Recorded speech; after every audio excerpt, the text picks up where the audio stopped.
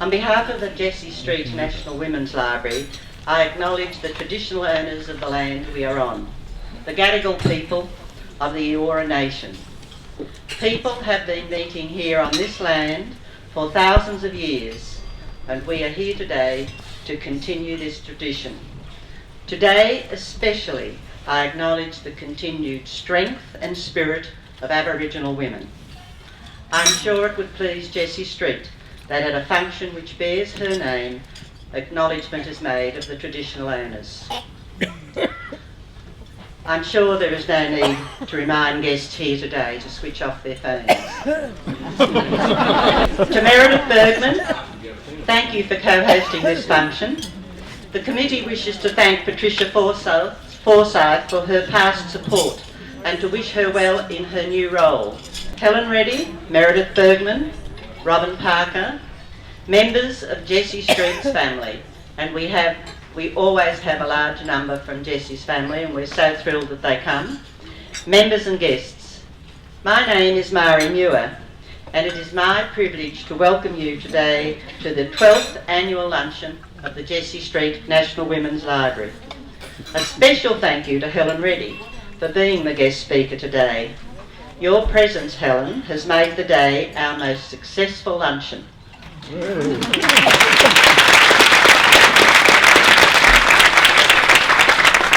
Don't be surprised, Helen, if someone breaks forth with "I am woman, hear me roar." First of all, I want to acknowledge Shirley Jones. Where is Shirley?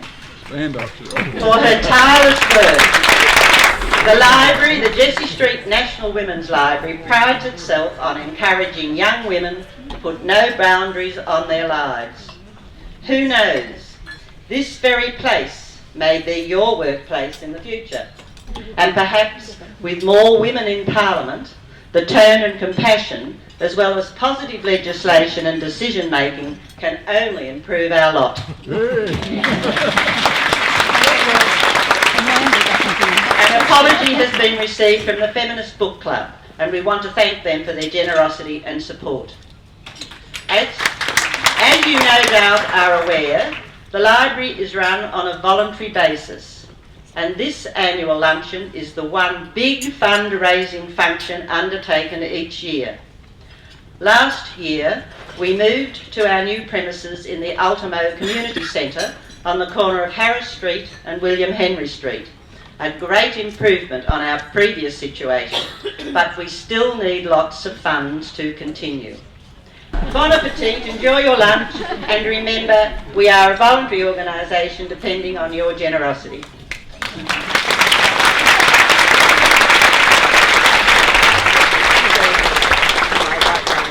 Pleasure today to welcome and introduce our special guest, Helen Reddy.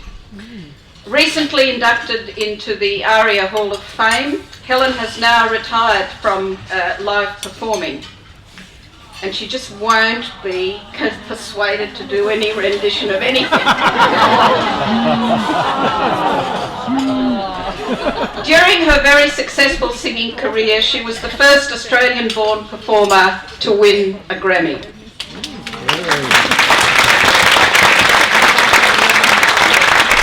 In preparing for this luncheon, however, I listened again with pleasure to some of the old hits which have now become modern classics. The poignancy of You and Me Against the World and the passion of Delta Dawn match the iconic status of I Am Woman. Helen had many hits, but I Am Woman is, for many of us here, her signature tune. A group of mothers and teachers belted it out recently at a fundraising function in one of my local high schools, and honestly, and we had to belt it out about 3 times. It wasn't enough just to sing it once or twice. The 70s could have been yesterday. We felt so empowered. The men's voices among us muted by our faulty, confident sopranos. It is a song for all ages with a universal message, and it's always heartening to hear it. Her recently published autobiography, The Woman I Am, provides the details of a life fully lived. Helen was born into a show business family. She was performing from an early age, 4 years old, I think, one source of my information anyway. When she won a bandstand talent quest, she headed for New York. God, you know, who would have headed for New York in those days? Her fame and success came from talent and determination and a great deal of struggle. Today she lives in Sydney and is a practicing clinical hypnotherapist. We were very pleased when she accepted our invitation to speak. Helen, welcome from all of us, heartfelt welcome. Our thanks for your generosity and commitment. We hope to learn more from your address to us today, and Helen has agreed to take questions after the session. Ladies and gentlemen, Helen Reddy.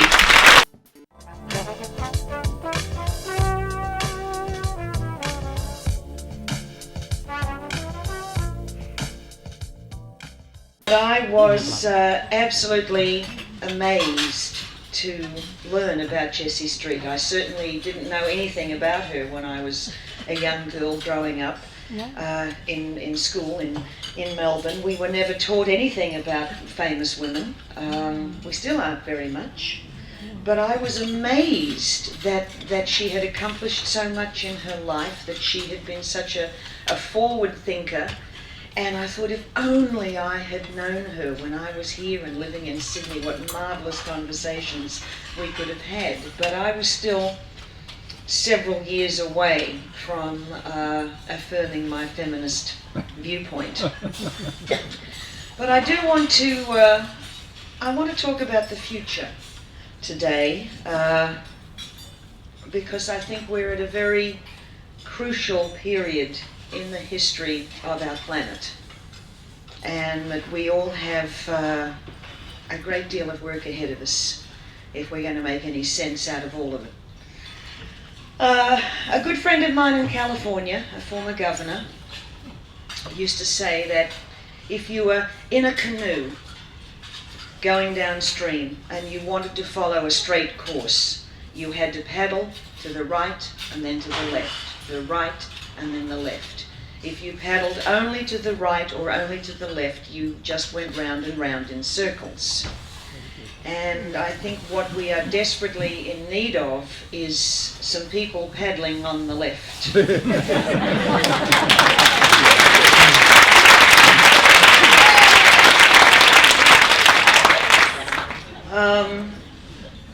I mean, I look at the way the world was 100 years ago. It was a very different place. First of all, 100 years ago, 90% of the casualties in war were soldiers on the battlefield.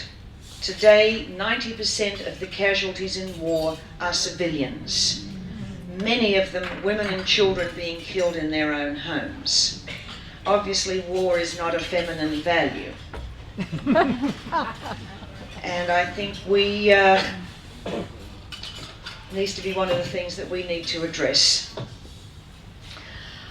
When I did the book tour last year for my autobiography, which was just Australia and New Zealand, I was being interviewed in Auckland by a DJ. He'd been around for quite a long time. He was, I think, of my era. I'll be 65 next month, so that's the era we're talking about. And when we were off air, he said to me, he said, I recently interviewed the Dalai Lama. And I said, well, how did that go? He said, it went very well. He said, but I was most interested talking to him afterwards when we were off air. And I said to him, why is it that I pick up the paper every morning and it's bad news? Every morning it's bad news. Why? And the Dalai Lama said, because it's rare. He said, miracles happen every day. And you know what? He's right. They do. But they don't get the attention. And there are a lot of miracles going on in our world as we go into the future. We do have choices. We do have options. There are people who have gone before us who had ideas that they acted on. One of them I talk about in my book. I'm just going to read a very small section. this is in response to some of the questions that I get asked about past, present and future. The question was, will there be peace between Israel and the Palestinians? And I answered, peace will come only when those who are committed to peace are in charge of making decisions on both sides. It was an idea born on a day in 1976 when Professor Yunus personally loaned $27 to 42 women living in a tiny village. These women, all stool makers, only needed enough credit to purchase the raw materials for their trade. That small loan helped them break the cycle of poverty for good. Today, more than 250 institutions in nearly 100 countries operate microcredit programs based on this methodology, including UNIFEM, which is the branch of the United Nations that makes microcredits to the poor in third world countries through mostly NGOs. And this is the year of UNIFEM. Our fellow Australian, Nicole Kidman, is the ambassador this year, and they're doing wonderful work. And of course, Professor Muhammad Yunus is not only male, he is a Muslim.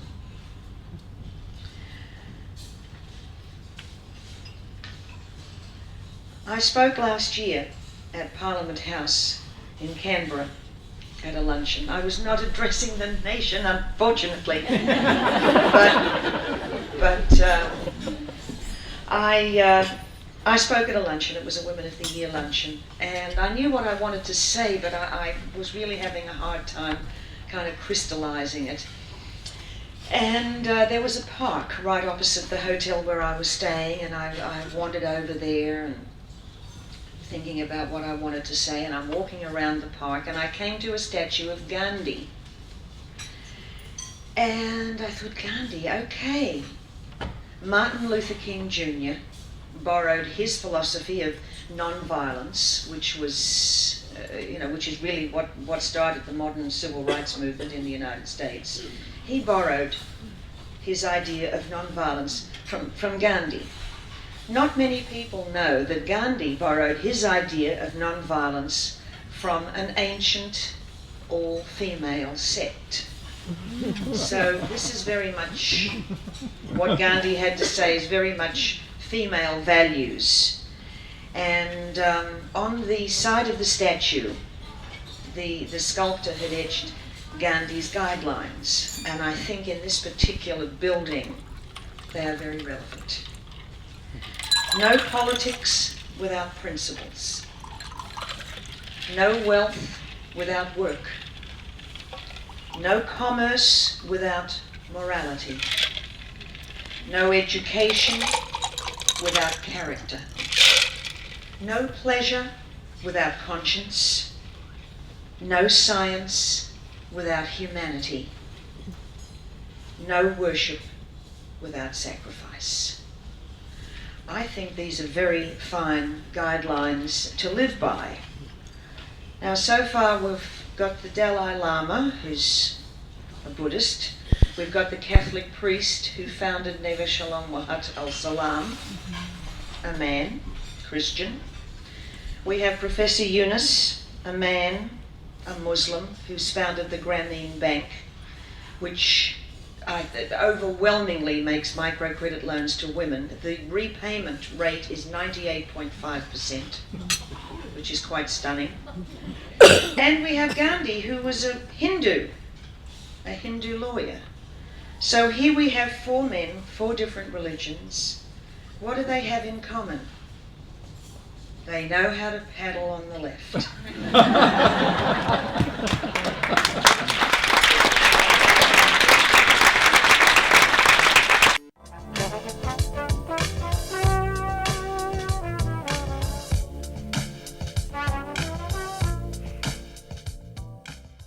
I do have control over whether or not my money goes to buy bullets and bombs, and that is by earning as little as I possibly can. I walk as lightly on the planet as I can. I live a very frugal lifestyle. I practice pro bono as a clinical hypnotherapist. I don't have a car. I travel by public transport. I do eat out.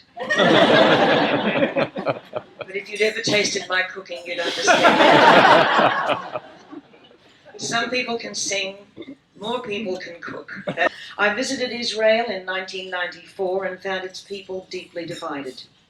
While many yearned for a negotiated peace, others were against any agreement and highly militaristic in their attitudes. I was also aware of strong anti-female bias emanating from men in traditional Orthodox garb when I visited the Wailing Wall, even though I was praying on the female side of the wall. I was being driven between Jerusalem and Tel Aviv when our guide, casually waved up toward the hills and said, "There's a village up there where Arabs and Jews live together in peace." I was intrigued and insisted we drive there immediately. Neve Shalom Wahat al-Salam, or Oasis of Peace, was founded in the early 1970s by a Catholic priest against the wishes of the Israeli government. Backed by the courage and support of many families committed to peaceful coexistence, the village was designed as an experiment in integrated living in a bilingual society.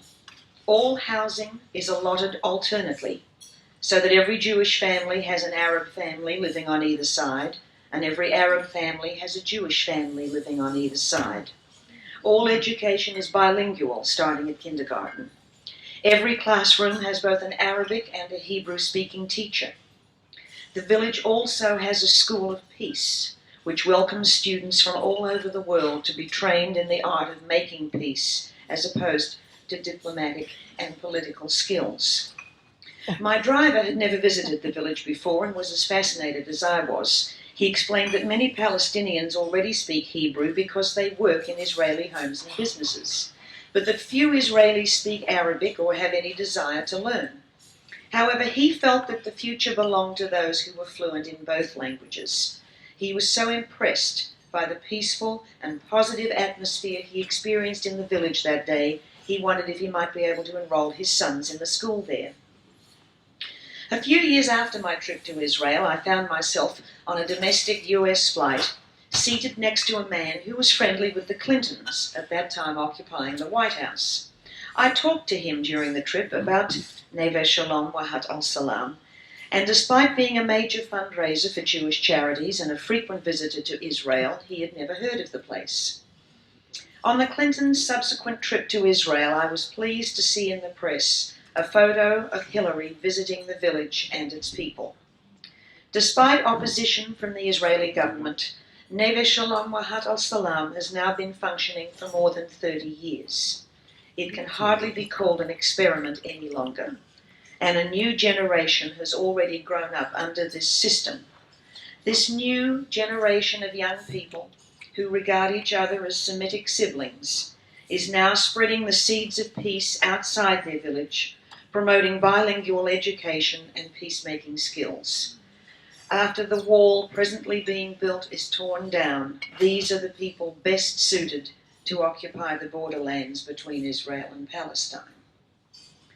That's one part of our future. Professor Yunus, a Bangladeshi and an economics professor, established the Grameen Bank in 1983.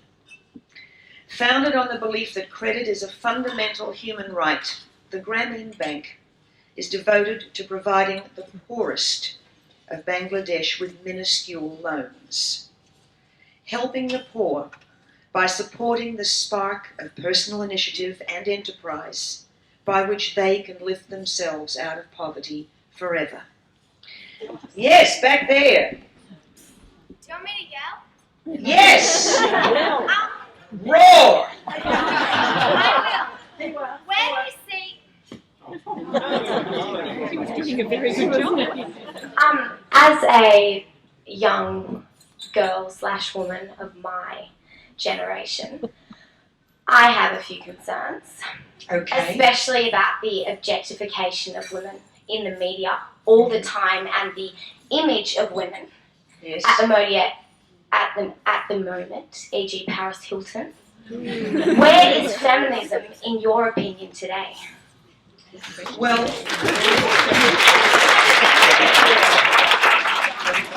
feminism today is sitting here in this room. A lot of it.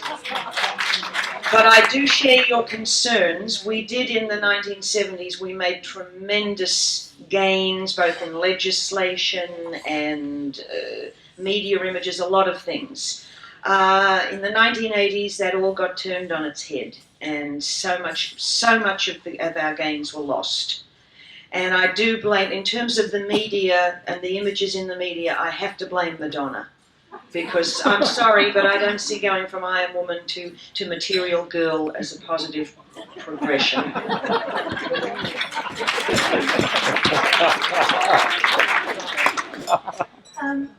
I go to a technological girls' high school. Yes. And we've recently introduced a system of monitoring everything on the internet that we see at our school. Sometimes there's problems with even going into Google, or you can't see certain works of art because there is nudity, God forbid. And a lot of that is really, I think, detrimental to our learning, because when we leave school, there'll be all these things that we've never experienced before. So, do you have any comments about that? I'm not sure there was a question in there. Well, nor am I. In terms of nudity, all you got to do is go into the bathroom and take your clothes off. If there's nudity, you know. Well, just excuse me for 5 minutes now.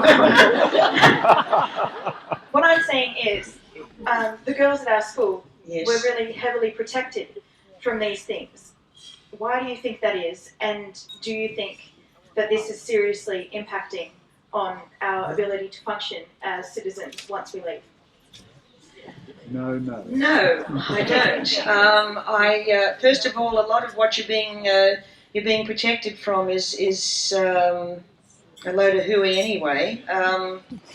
No, I think libraries still exist. In fact, there's one at Ultimo that I strongly advise you check out. And by the way, shouldn't we have a movie made of Jessie Street's life? Yes. And wouldn't Judy Davis be perfect to play her? Yes. Okay, anyone wants to write a screenplay, I'd be willing to look at trying to get it financed. Okay, thank you so much. I could have danced all night. I could have spoken all afternoon, but like you, I'm anxious for dessert and coffee. So thank you for having me.